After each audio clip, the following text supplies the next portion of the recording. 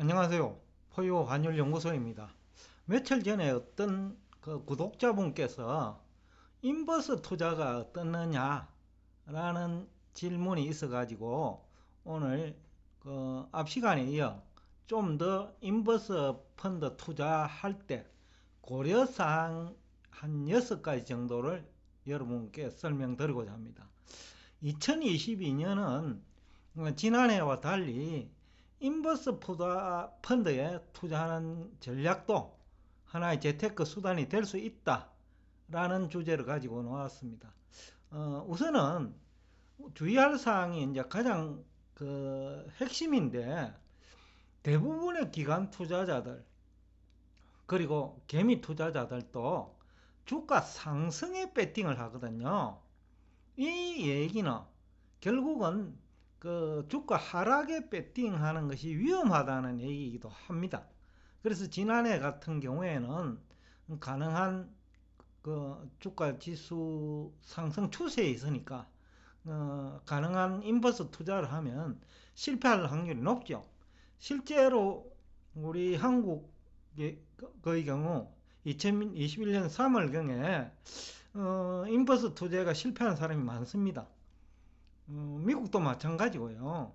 대부분 연초에 주가가 더 이상 상승하지 못할 거다, 미국 증시에 대해서 부정적인 얘기를 많이 얘기했죠.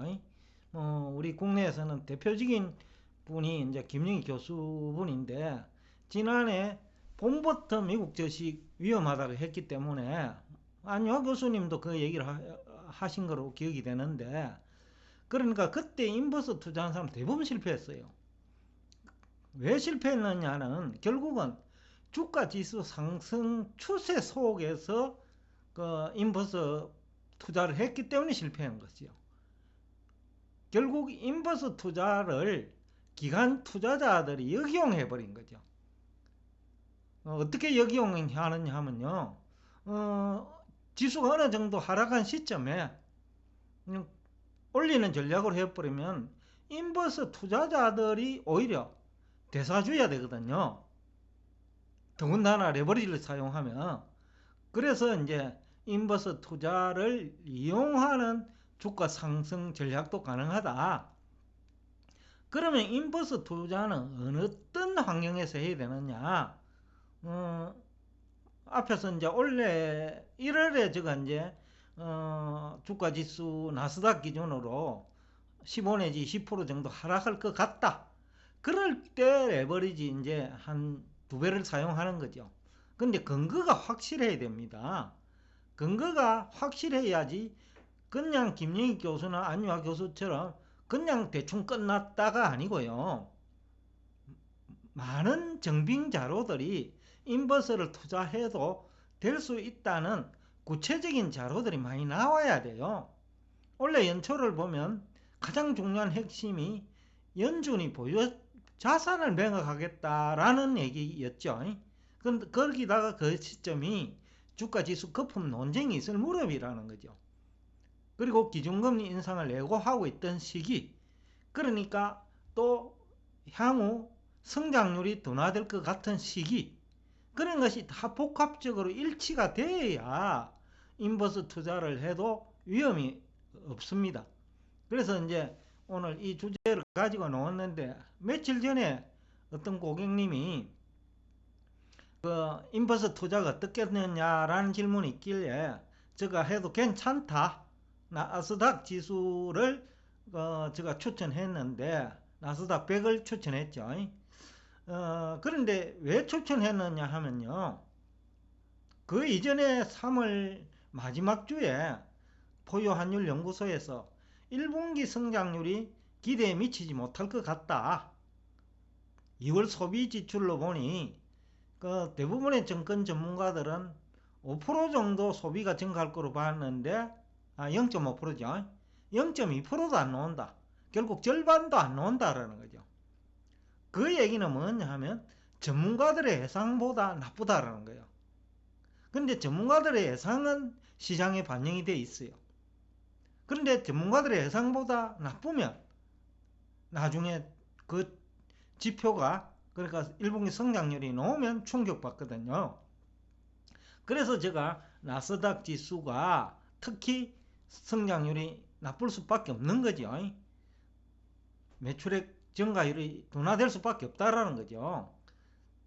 그 필수 소비재는 그나마 소비가 일어나지만 필수 소비재가 아닌 나스닥 종목 중에 뭐 필수 소비재 관련 종목은 거의 없을 테니까요. 그래서 이제 나스닥 100 종목을 제가 괜찮다. 그러니까 주가지수 하락에 배팅해도 괜찮다라고 얘기한 거죠. 그 다음에 또 하나는 경기 불황 논쟁이 있거나, 왜냐면 경기 불황기에는 그야말로 우량기업도 주가가 하락하거든요. 그런데 그 순서는 그 비우량기업부터 먼저 가격이 조정을 받는다는 거죠. 더군다나 금리 상승의 수혜주가 아닌 금리 상승의 불이익을 받는 지수 내지는 종목이 많은 지수, 이쪽을 택해야 된다. 근데 주의할 점은 또 소수 종목 관련 지수나 소수 종목을 대상으로 하는 것보다는 지수 전체를 대상으로 해야 됩니다. 왜냐하면 소수 종목은 또 주가 상승을 유도하는 세력이 오히려 인버스 펀드 투자자를 역이용할 수 있거든요. 그래서 소수 종목보다는 지수 종목이 유리하다. 왜냐하면 경기 불황 국면 내지는 또 시장금리 급등 국면에서 모든 주식을 상승 유도하기는 어렵단 말이죠. 그래서 이제 다수 종목이 포함된 지수 관련 또 경기 불황기에 더 어려운, 또 시장금리 상승 국면에서 더 어려운 종목군, 그러니까 여러 종목이 포함된 지수를 선택해야 된다. 그 다음에 베어마켓 랠리를 이용해야 됩니다. 왜냐하면 기술적 반등이거든요. 큰 흐름은 베어마켓인데 또 베어마켓이 아니더라도 심리적으로 다수가 베어마켓이라고 생각하는 사람이 많아야 돼요. 그때 랠리가 있으면 그 고점에서 매도하면 성공 확률이 높다는 거죠. 이유는 조그만 악재가 노출되어도 랠리가 이어진 다음에는 또 조정 압력을 받거든요. 그래서 그 시기를 이용하자. 그 다음에 영업 실적이 수반되지 않는 종목이 많은 지수를 이용해야 돼요. 이런 기업들은 환경이 나빠지면 조정폭이 크거든요. 그래서 영업 실적이 수반되지 않는 종목이 많은 지수를 이용하자. 거기에 이제 미국의 경우에는 나스닥 기업이 많죠. 그나마 나스닥 100은 그나마 그래도 우량기업이 있는데, 나스닥 전체 지수 같은 경우에는 비우량기업이 훨씬 많거든요. 그러니까 그런 기업이 많은 종목이 많은 지수를 하락하는 쪽에 배팅해야 된다. 그러니까 무늬만 성장 주식이 다수가 포함된 주식을 그 지수 고점에서 매도해야 안전하다라는 얘기를 하고 싶습니다. 그 다음에 이제 주의할 점 중에 하나는 레버리지가 너무 높으면 안 돼요. 더군다나 추격 매도하는 레버리지 이용은 굉장히 위험합니다. 오르는 쪽도 추격 매수하면 위험한데 내리는 쪽 추격 매도는 더욱더 위험합니다. 왜냐고요?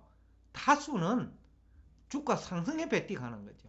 그래서 어느 정도 하락했다 싶으면 기술적 반등이 있기 때문에 또 인버스 펀드 투자자를 역으로 이용하기 때문에 대단히 위험하다. 그리고 또 하나는 마지막으로 목표 수익률은 가능한 낮게 잡아야 된다 라는 얘기를 하면서 오늘 여러분과 대화를 여기서 끝내겠습니다.